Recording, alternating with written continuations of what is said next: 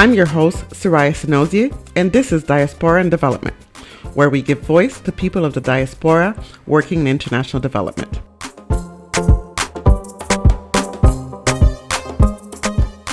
My guest today is Anick Silencieux, founder and executive director of Support Black Charities.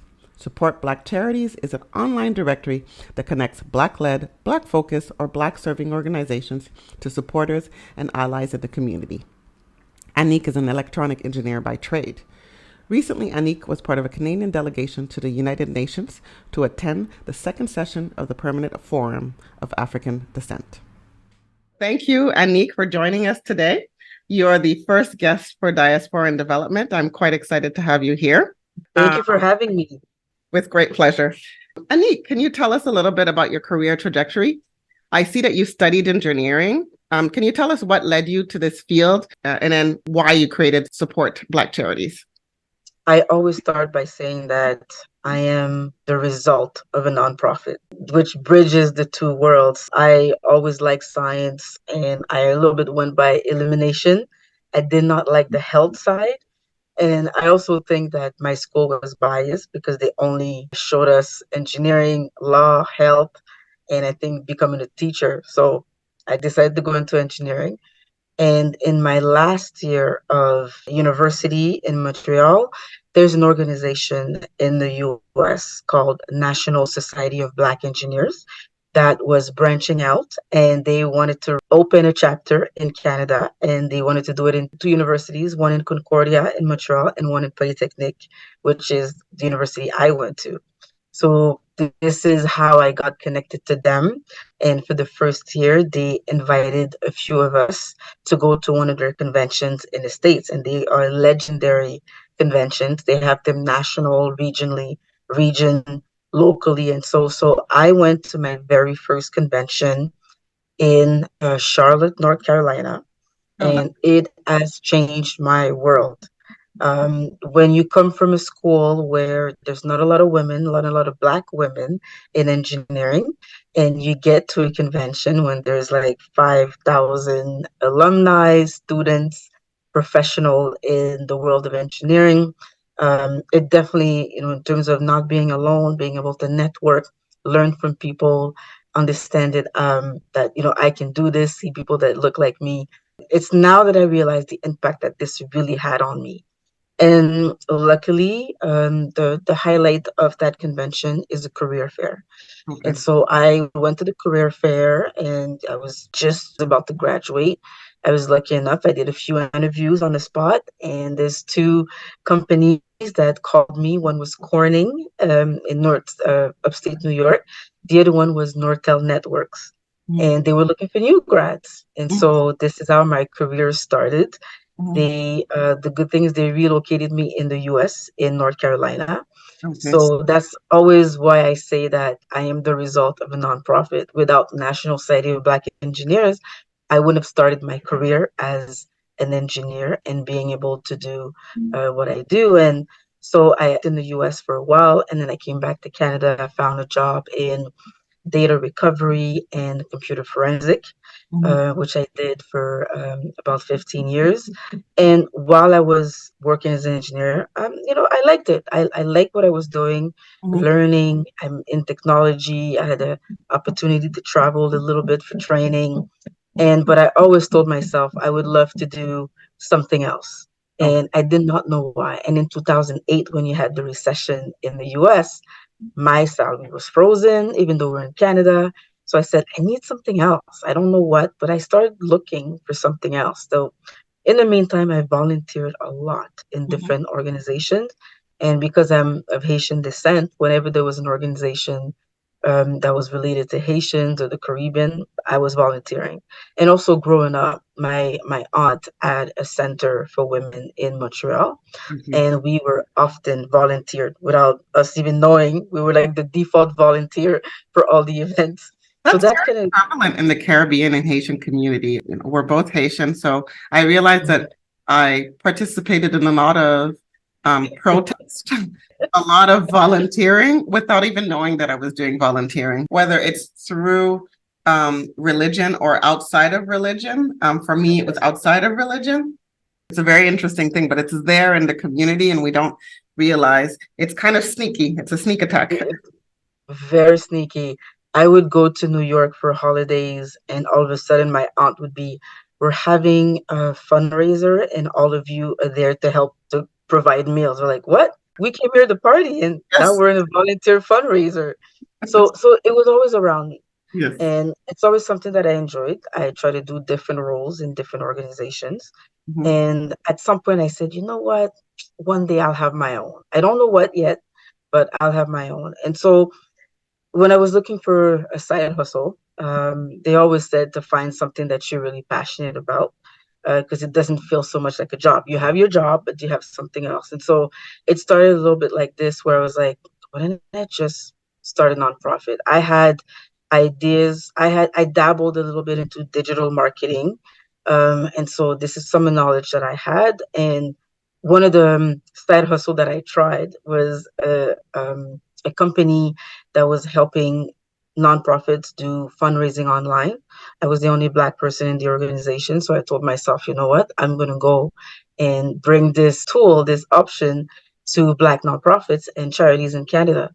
And I had a hard time finding them because if they don't have the word Black, Afro, or Canadian or Mm-hmm. Caribbean in their name, when you go on Google and you say support Black or what are the Black charities, depending on how their website or SEO is set up, they might not come up. So I had to dig a little bit. Okay. And pretty much I had my own database, my own structure. And Mm-hmm. then people would come to me and say, Anick, I know you have this database I'd like to donate to a charity. And I would say, well, you know what do you like? Where are you? Let's pick something that is related to you. And this is when the idea came that I was like, why don't I just do a structure, an online structure Okay. where different people can find Black serving organization by Mm-hmm. themselves online. So this is kind of how it started. A question, Anick. Mhm. You started this in Canada. I believe you have organizations that are all around the world. Um, Right. one of the things you are Canadian, I am Canadian. We've both lived in the States and we both lived in Canada.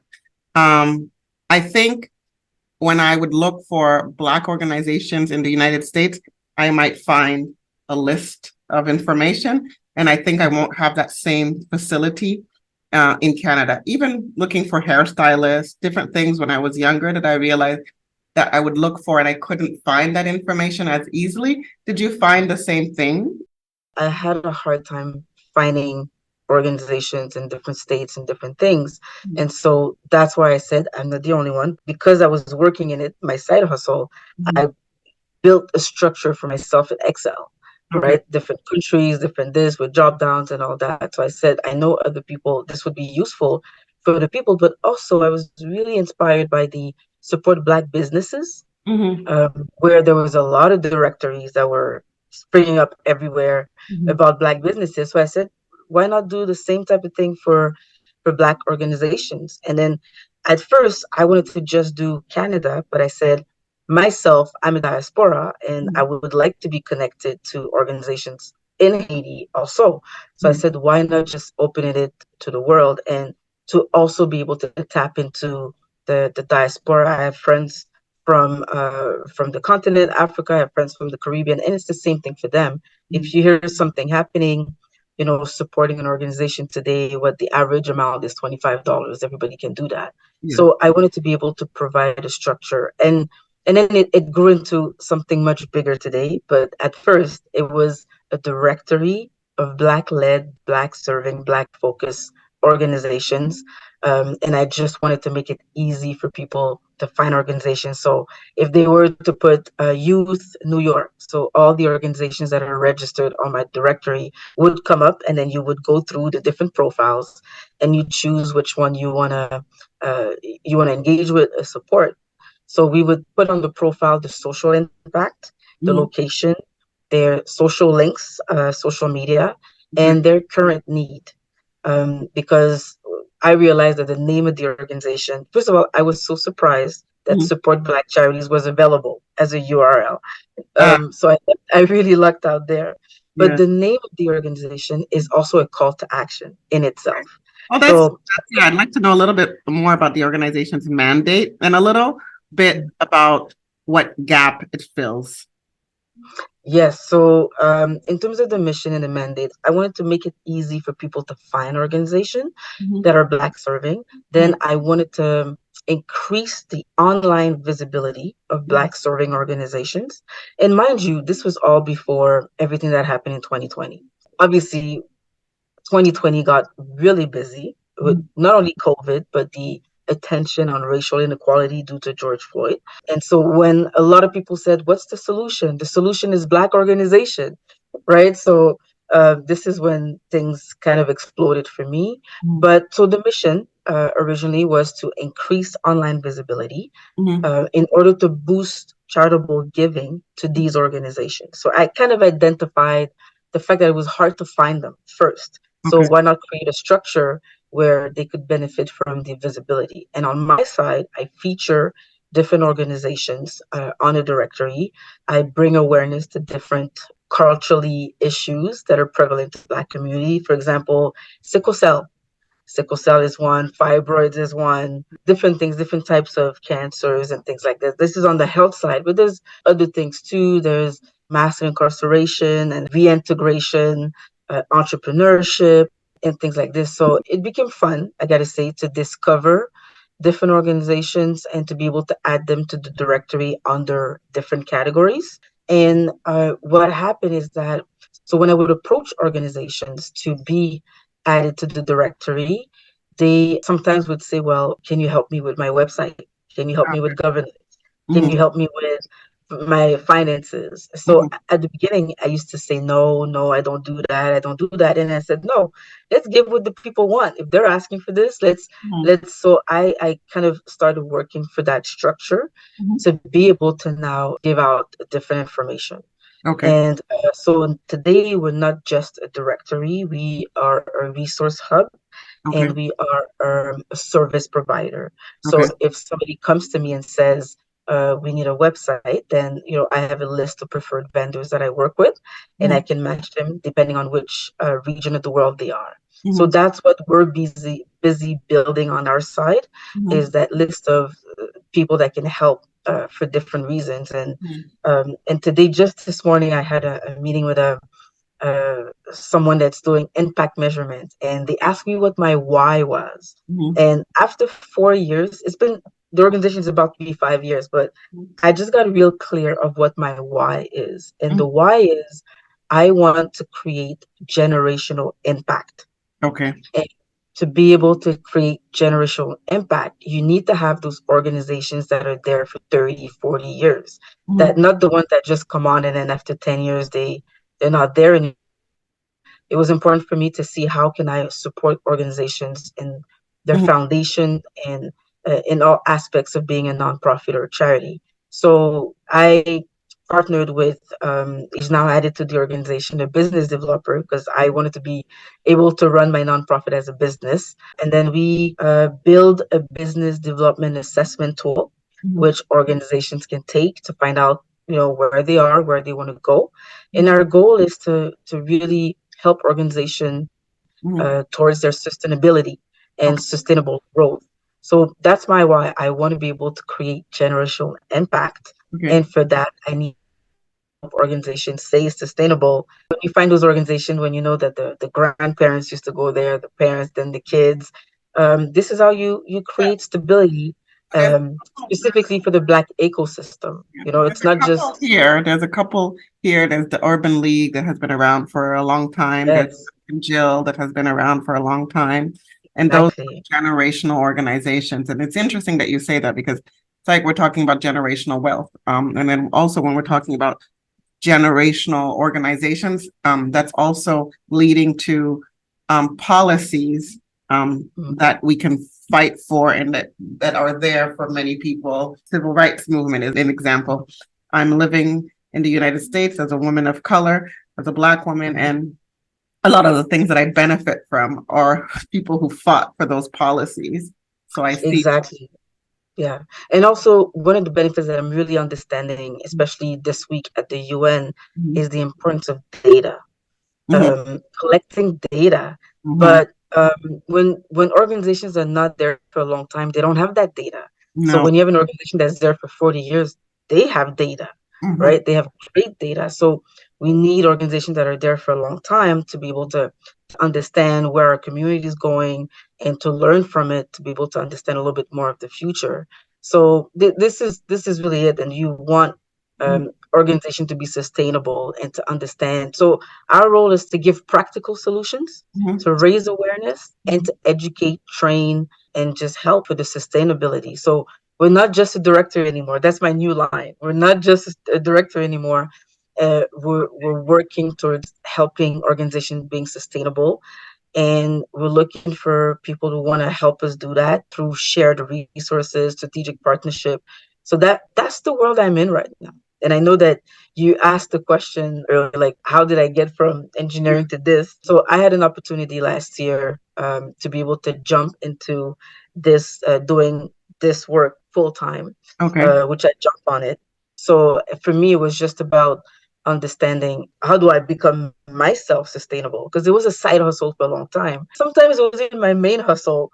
My engineering job, I can say it today, it suffered a little bit because I was more interested in this. Something always suffers when you're trying to work on your passion. People always say side hustle, but your side hustle takes over. Yes, and that's what I say to people. I say the engineering side, I liked it, but this I love. The side of it was a little bit competitive in engineering. I don't know if it's because I'm working more with men, but it's all about numbers and performance and sometimes fudging the numbers to look good and things like this, right? So now it's more social impact. It's stalking, is conversation, is community development, is a little bit of research, and also an added benefit is I'm working with Black people. Yeah. Right? Everything I'm doing is, again, this is an added benefit. I know I live in Canada and it's not always possible, Yeah. but I've really noticed that I said, wow, everybody that I'm working with, the conversations that I'm having are mostly with Black people. And it's interesting because it's always a positive conversation. It's always about building. Talk to us about why that's important and why that is something that you haven't seen. It's very important. I would like the listeners to understand the importance. Sometimes people think, oh, well, this is a bias. They only want to work with Black people, et cetera. But there is something about being surrounded by people like you that we in the diaspora don't get the benefit of doing, either in our home countries where we're born or in the countries where our parents are from. Can you talk a little bit about that, please? Yes. So first of all, it goes back to the bias that I have as a Canadian of hearing, you don't hear a lot about the good things from the Black community, right? There's a stigma. I have to say it is changing. I'm seeing the change, but it's still there. There's still systemic racism. And that's the stigma that, oh, Black people can do this, Black people can do that. And you know what? It started to bleed a little bit within our own community. When some people from our community are now saying, I can't work with Black people. Black people can't work together. And I'm like, that can't be right. We work together. I'm working with other people. So it was always something that I'm like, I don't understand why people say that.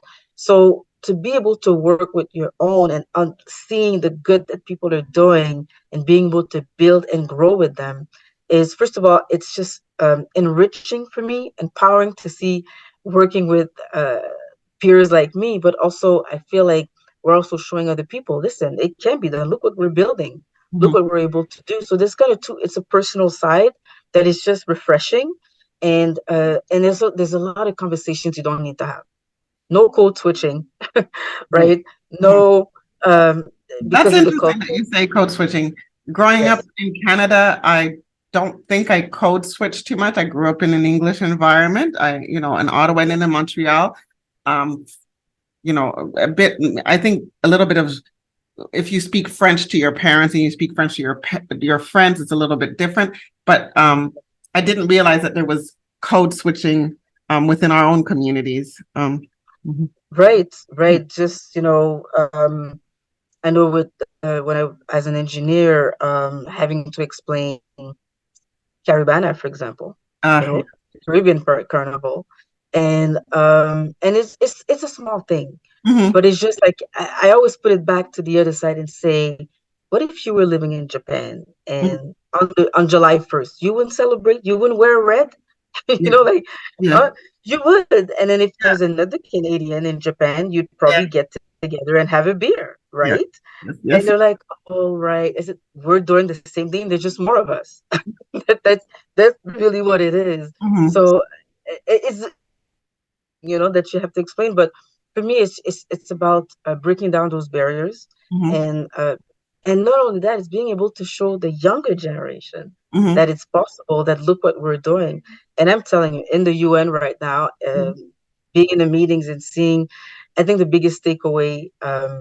And we were talking before this that I'm currently in New York, attending sessions for people of African descent with the UN, and it's impressive to Mm-hmm. see who is doing what where.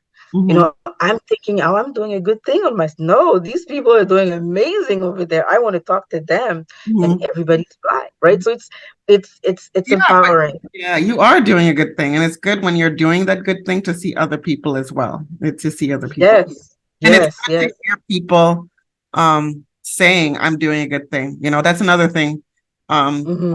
Women of color and women in general, our modesty is high, perhaps too high at times, and it's good to hear, "I'm doing a good thing," and I'm seeing other people do good things. This is quite positive. Yes, yes. I am so encouraged by Mm-hmm. the work that people are doing all over the world. um Absolutely encouraged. And so that's why I think for me it was really important. And to go beyond that, I didn't really leave my engineering side completely. Yeah. I'm still taking classes. I'm taking classes on cybersecurity right now and data Mm-hmm. analytics. And I was fortunate to find programs Mm-hmm. that were given by Black women Mm-hmm. within the Black community, because I'm in the world of nonprofits. So there's a lot of nonprofits that are putting together programs to help representation in different sectors. Okay. So obviously with the STEM, science, technology, engineering, and math, Mm-hmm. there's a lot of push for the Black youth to get into those fields. Mm-hmm. And so as I'm doing my researching, my prospecting, I come across an organization that is doing this, but they want to increase the representation of Black cybersecurity specialists Mm-hmm. in the field. So they have intensive programs, Okay. and it's actually it's mostly Nigerians that are there, but I infiltrate the group. There's a couple of Caribbean in there, but that's just it. Again, I'm surrounded by Black. My teachers are Black. Their peers are Black. And there's another class that I put myself as well too, and for data analytics, the representation of women, and it's the same thing. It's Black women with 25 Black women in different sectors, different fields that are just looking to break into the data analytics. For me, it serves me Yeah.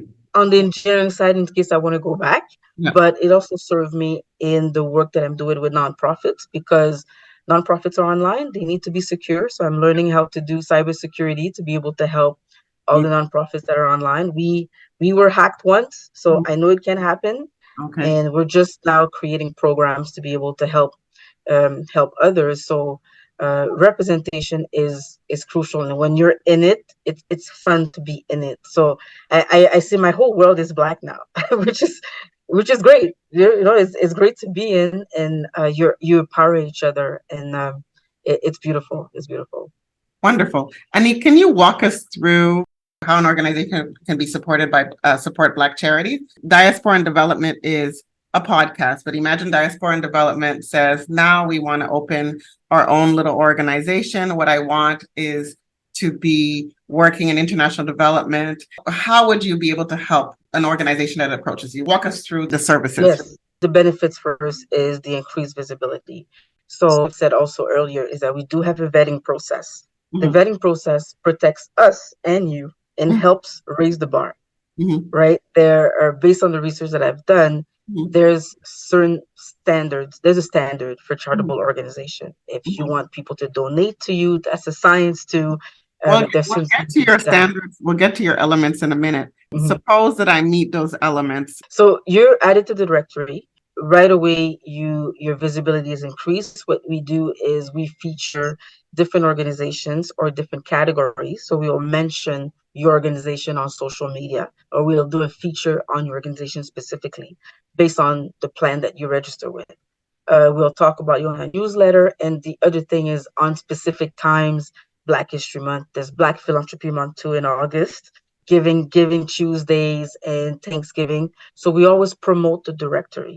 The other added benefit is that something that was happening organically, and now we're actually doing something purposely, is that because we have a database of different Black serving organizations, I should say we have right now about 130 and in 20 countries. Wow. So because we have that, we have a lot of companies that come to us and they say, listen, we'd like to do something for the Black community, a contest, a grant, or we'd like to donate something. Can you help us? Can you match us up with an organization? So that's something I never thought about. Mm-hmm. But it has happened a lot to the point that now we have a structure for it. Okay. So companies like Weight Watchers, Mm-hmm. Weight Watchers reached out. They said, we are creating a grant for organizations that are battling food insecurity within the Black community. Can Mm-hmm. you help us nominate 4 or 5 organizations? I said, yes, I have some on my directory, but they were saying in the US. So I Mm-hmm. was like, okay, I can give you those organizations, nominate them, Mm-hmm. and so on. And I said, you're a worldwide company. Mm-hmm. Why don't you have the same thing for Canada, for Brazil, for the UK? Mm-hmm. And so they got back to me 2 months later and they created one for Canada. And Oh, so wow. I was able to now Mm-hmm. nominate some organizations in Canada, and 2 of them did receive grants. Oh, love. One 18,000 and the other one, I can't remember on top of my head. 18,000 for a nonprofit organization. That's I'll take that anytime. Mhm. The thing is, I can only refer or match organizations that are listed on the directory. Okay. So that's a benefit, Yeah. right? Because we go through a vetting process, Mhm. and after that, we stay kind of updated with what you're doing. Okay. And I also have a meeting with all the organization, the founder or the executive team, because I want to have that one-on-one, right? As much as I can. Right now, I'm doing them. As Mhm. we grow, we'll Mhm. see how it goes. But for now, I'm able to have that one-on-one. Mhm. So that is one added benefit. There's been many like this, and the organizations, when they come, they ask for things specific. So Mhm. one in Montreal, they wanted to remain anonymous, which was strange to me, Yes. but they wanted to give 2 86-inch smart TVs, and they Yes. were willing to deliver, Yes. but it had to be to an organization that was established, that had a building, and they Okay. were doing training for youth. Okay. So went through my database and I found 2 organizations, spoke to them, and one had the, because it's 86-inch TV, so Yes. one had the space for it, and we're able to make that connection. So uh, that's one of the benefits. During Black History Month, a lot of companies will say we'd like to feature or do a fundraiser for an organization. Can you match us up with one? So we look through based on exactly what they're looking for, we can make matches like this. So that's something that was happening all the time because of the power in the numbers. We have a varied number of organizations vetted, and so now what's happening is that uh, we're able to share resources. Okay. So we have an event, a list of preferred vendor that we have curated. For example, event management. So if an organization, and this one is worldwide, so if an organization wanted to have a fundraising event, Yep. then what would happen is that we can match them up with that organization for a very, very, very low price, discounted price, Mhm. just because we have this understanding with the companies. We know we're called Support Black Charities. Mhm. So we need to support. And one of the ways is by sponsoring events.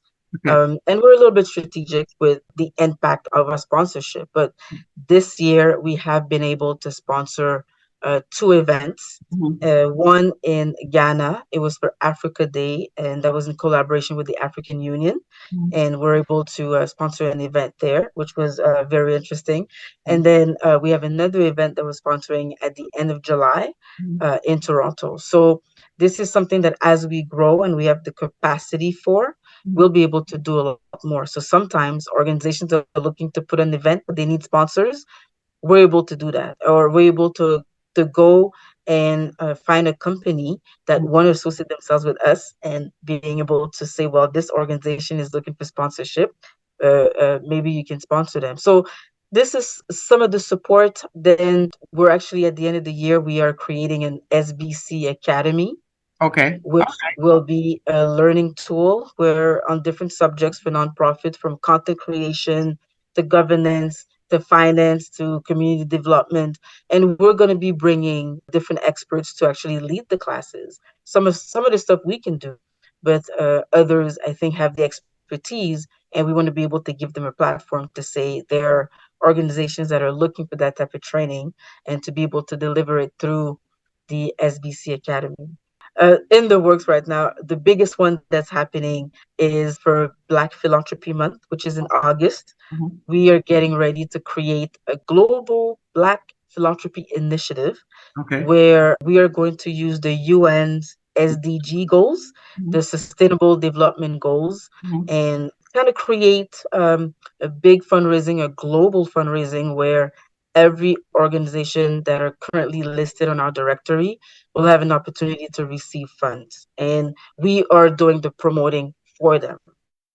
I'd like to know who's behind SBC. You say we. How does it work? Do you have a team? Do you have people supporting? Do you outsource? Tell us a little bit about SBC, and then we'll get into the 7 elements.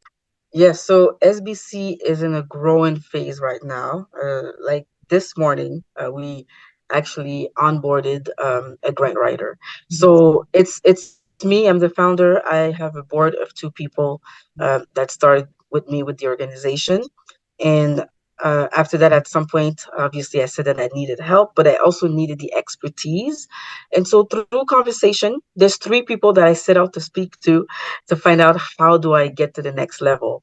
And one of those person that I was speaking with, he just said, "Why don't I just work with you? I love what you're doing. Can I be part of the organization?" So he's a business developer and he had a lot of ideas. And he also has charitable organizations that are listed on a directory. So he understands what I'm doing.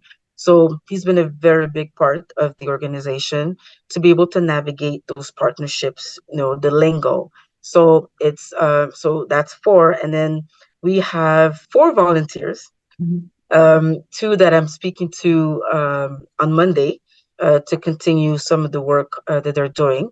And as we're capacity building, there's certain things that we can hire for, and certain things that we need volunteer as we're still capacity building. So we're growing. This year has been amazing in terms of the interest that people have to want to be able to contribute in terms of the volunteering, but we're also adding some portions like inside grant writing, which is really important to continue building and capacity building, developing our organization through funding. And also, we also want to provide grant writing to the organization listed on our directory. And so everything that we do for us, we basically do it for the organizations because we are also a nonprofit. So that's the thing. So I would say right now, 1, 2, 3, 4, 5, 6 staff and 4 volunteers. Okay. And the staff is most of it is part-time. Okay. So that's basically who is behind the organization.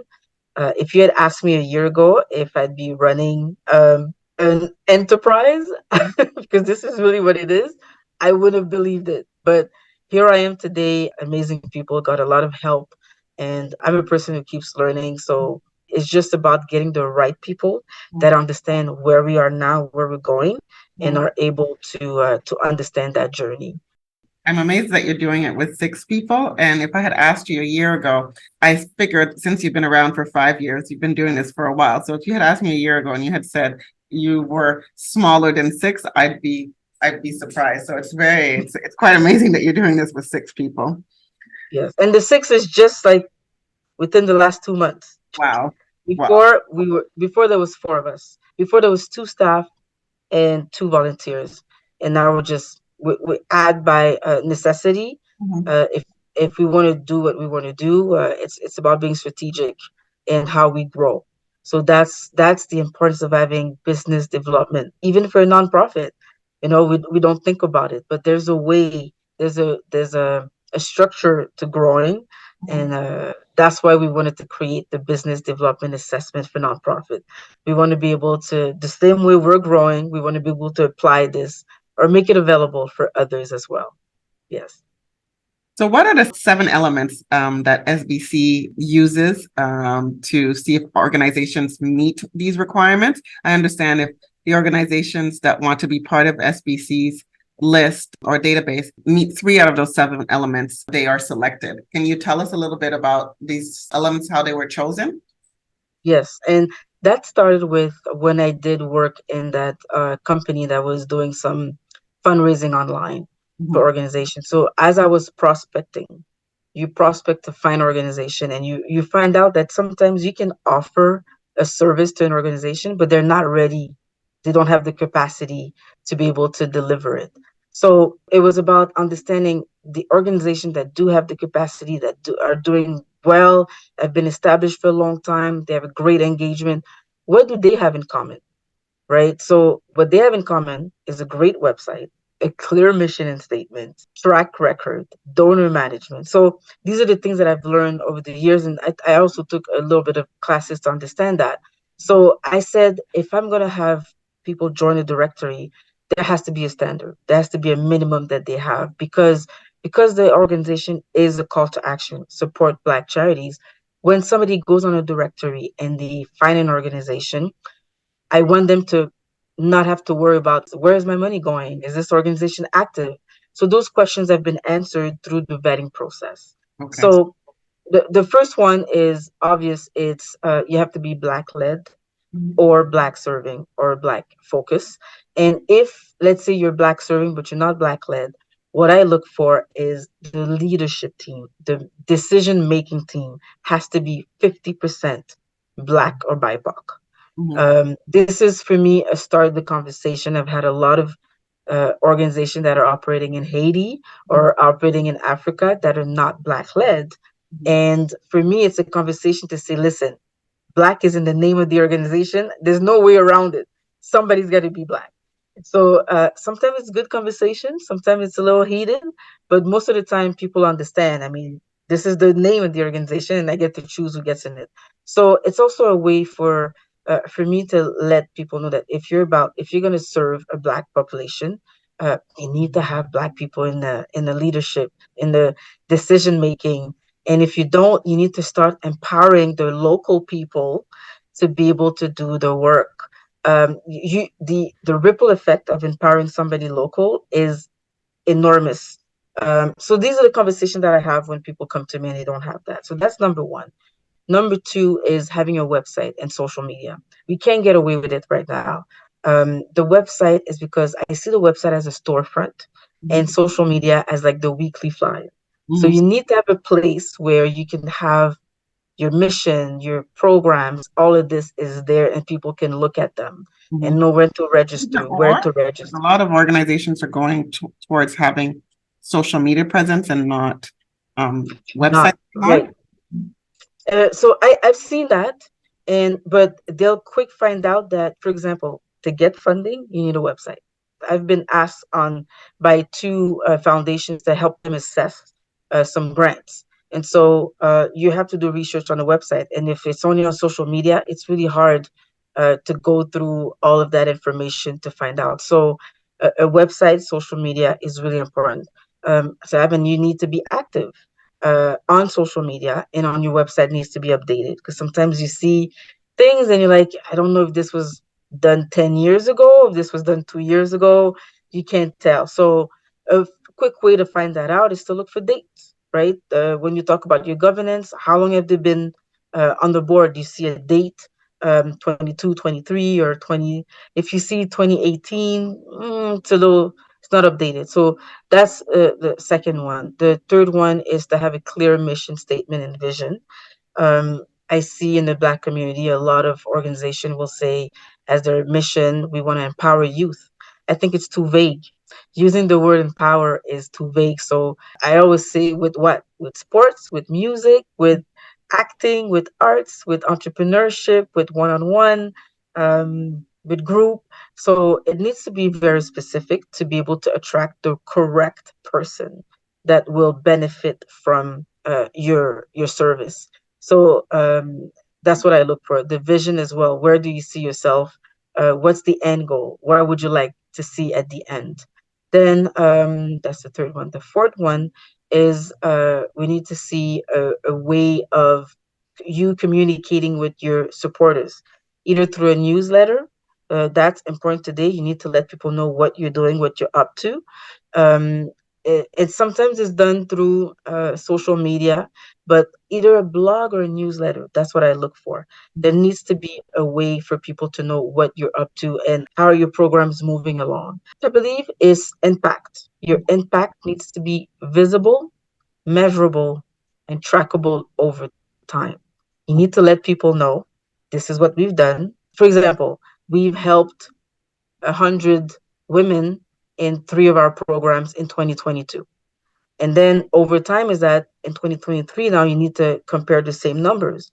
It just shows a little bit level of preparedness and planning when you keep track of your numbers. Because at the end of the day, your role is to be able to make an impact. And you need to be able to track your impact. And on the other side is that it helps impact investors. A lot of impact investors, when they look to invest, if they don't see your impact, they don't know where the money's going.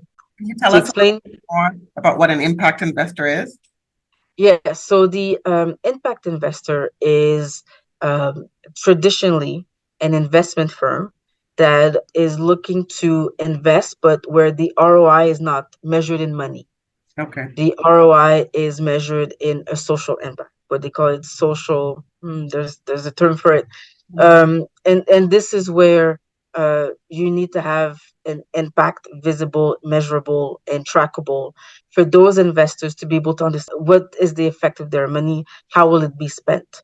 So there's been a big push over the recent years with investment firms to have maybe 5% of their portfolio dedicated to impact investment. So right now you'll see it a lot more in terms of climate change. It's starting to trickle down to some of the community organizations, but it's you'll see a lot more in climate change with impact investments that way. But it's something that I want to be able to help organizations be investment ready. So when you're investment ready, those investors can come in and they see clearly what you've done in the past and where you're going, and they'll be able to invest with you. So I think that was number 6. Number 7 is a donor management system. Okay. It's important for today. The way it is today, you have to have an online way of receiving donations. The ways of send me a check at this address, at this bank, deposit, and you give the account. It's not a standard that's really used today. It's got to be quick. It's got to be, I click here, I put my email password, I give my money, and that's it. This is the millennials that are leading the way with having things done really, really quick. So if you don't ask them to go and get a check and go to the post office to mail it, it's not gonna happen. Now, you still need to have that on your website because the older generations will. I still get checks. I'm surprised, but I get checks uh, by the mail. It's important to have different options to be able to give to you. So obviously the checks are online, and even online could be different. You could do Stripe, you could do PayPal, you could do Amazon Pay, you could do Apple Pay. The more, the better for people to see that it's easy for them to be able to give to you. And a donor management system usually has a way to track who gives to you. And so the best practice is once you receive donation from someone, you need to be able to send a thank you letter, right? You need to be able to keep track of who gave you when and how much and for what. So this is where the importance of a donor management system comes in play. You want to understand, do you have more people that give in December or more people give to you in August? Do you have more people from a certain part of the world that gives to you? All this information can help you create content that will help you attract more funding, essentially. So I think I went through the 7 requirements there. Yes. So we asked for minimum 3 because not everybody has all of them. But if you have at least 3, you're on the right track. So if we come And with 3, let's say Diaspora and Development has a website, which it doesn't, but it has retained the website. It has a mandate, and let's say it's getting donors. Do you help these organizations get to those 7 elements, or is that Yes. effective? Yes, through the business assessment, the business development assessment tool, we help organizations get to the next level with having those 7 requirements. That is one of the ways that we can measure our impact, right? How many organizations are listed that did not have the requirements that now have those requirements. So this is one of the ways that we are measuring our impact and how we're helping, how we're bringing people to a different level of sustainability. So definitely, yes. And so, what's SBC's greatest achievement or a success story that stands out for you? I One of the success stories I gotta say is being invited to the UN. So people see that what I'm doing matters, and they also see that I have a global mandate. So that was definitely a big plus for me because I've been able to really network.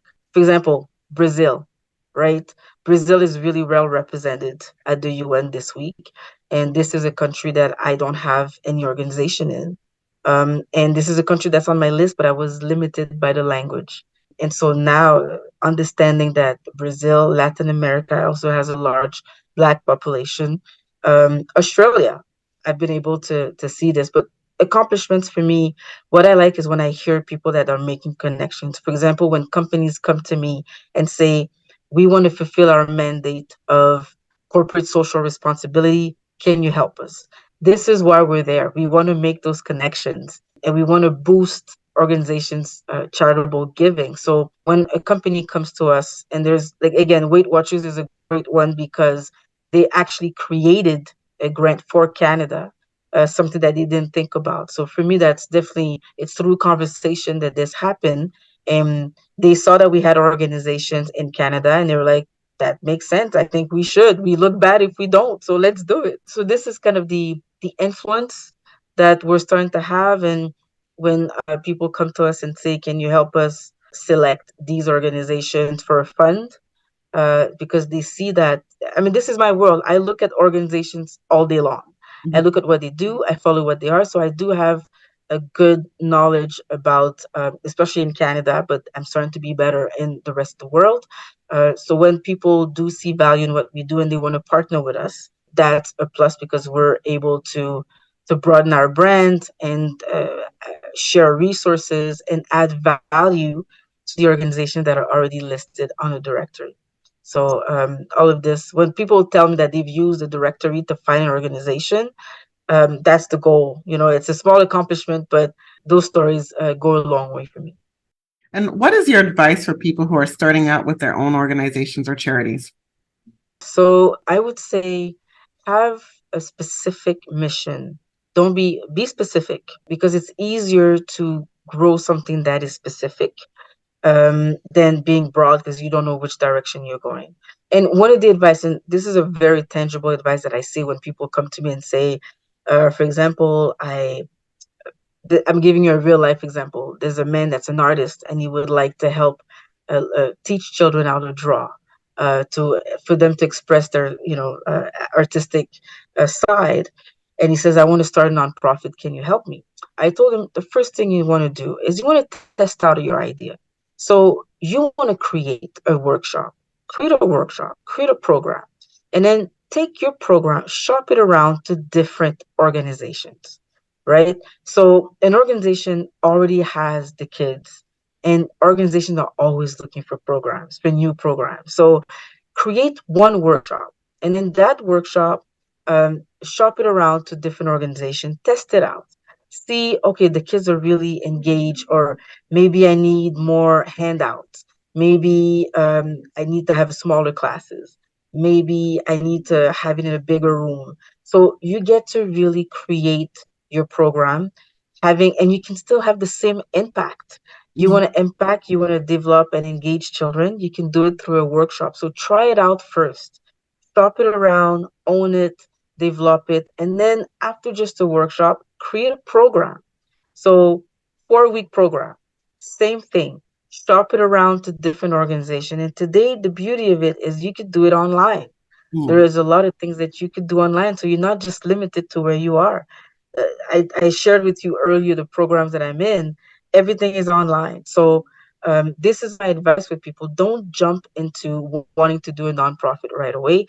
The bottom line is you want to have an impact and you want to share your gift. You want to share your expertise. And you can still do that without having the worry of starting your nonprofit. Now, as you become bigger and you have a little following and you have a bigger demand, then you can look into, okay, let me start something because now I can be sustainable. But before that, create a workshop, a one-time workshop. And if that works well, create a 4-week program, shop it around. That works well, continue building on this, create partnerships with different organizations. So then you have a program in this organization, another one in this, another one in that. And at the end of the day, you're still sharing your gift. You're still having an impact. And you don't have to worry about the overhead. You don't have to worry about the location. The audience is pretty much comes with your partnership with that organization. So that's the first thing I would say is to test it out first, because you don't want to start registering your name, having a website, and you haven't tested it. Yeah. You need to test it, and there's ways to do that. And we can help you. You can find on our directory another organization that does similar things. Speak to them and say, I'd like to create a program for you. Make it free first, and then maybe when it becomes a little bit valuable, you can monetize it. Because not everything is free from nonprofits. People think that nonprofits can't make a profit. They can make a profit. It's just reinvested Into there. into the impact of the organization, right? The CEO is not going to become rich and have signing bonus. That's the difference. Yeah. But that's really my advice just to start. Create a workshop, 2-hour workshop. Start with that and then shop it around. Thank you, Anick. Thank you very much. This has been our first conversation for Diaspora and Development. In honor of one of my favorite podcasts, it's called Unlocking Us. It's hosted by Brene Brown. And she ends with a little fun thing, and I'd like to do the same thing and ask you, what's the last TV show that you've binged and loved? What your favorite movie is? A concert that you'll never forget? And what's your get up and dance song? And who's your favorite hero? Who's your hero, and who do you look up to? So, I am a TV buff, so I do watch a lot of TV. I don't have as much time these days, but when I have time, I binge. So I would say I love comedy and science fiction, fantasy stuff. So the last one I binged maybe 2 weeks ago was the Bridgerton series on Netflix. Queen Charlotte, or just the Yes, and then there's the other one on Prime, on Amazon. I think it was The Power, okay. where there's a little bit young girls that are given the power of electricity. It's a little bit fantasy style, but I like the what if. Any type of thing that's a what if, I just love those series. So that's what I watch. In terms of movies, my favorite movie I think is The Minority Report. Again, I'm a little bit of nerd on a down low. So this one was just great. I just love Diaspora science fiction, the story. Nerd on the download, nerd, whoever you want to be. So right. So I really like that one. I also like some of the super the sci-fi movies. I think I like those a lot as well. Then you said what's your favorite dance song? I'm also a DJ on the down low. I'm exposing myself here. The name of my DJ is called Rhythm Junkie. I'm a rhythm junkie. Anything I love Afrobeats, I love soca, I love reggae, I love Haitian music. But one song it's not a song, it's an artist. Anything by him. It's Machel, a soca artist, Machel Montano. Yes. He does. I just love it. Him or Kes the band. Kes. I went to Carnival in Trinidad in 2020 before the pandemic, and Kes to hear Kes music in Trinidad, I almost brought tears to my eyes because it was quite amazing. And anything right. Trinidad as well gets me moving. Yes. And then finally, who do you look up to and why? So recently, I have been, because of the work that I'm doing now, I want to say before I was a little bit obsessed with Harriet Tubman, because of what she did, the impact of what she did. She didn't know what she was doing, but she just did it about bringing people. She risked her life to be able to do what she did, and I just thought that was impressive. But these days, because of the work that I do, the Prime Minister of Barbados, Maya Mottley. Yes, yes. So everything she is her presence, the way she responds with dignity, with intelligence, and speaking for the Black community, for the Black cause, but in such a powerful way. She did it at the UN. She did it in different interviews. And I really follow her a lot just because I find her brave, and very consistent in her message. And she's always uplifting the Black community in any way, and she's honest about it. If there's certain things that are not right, she'll say it. And if certain things, she always sets the people straight when they ask her weird questions. And the fact that she was able to take Barbados out of the Commonwealth, I think it's very symbolic.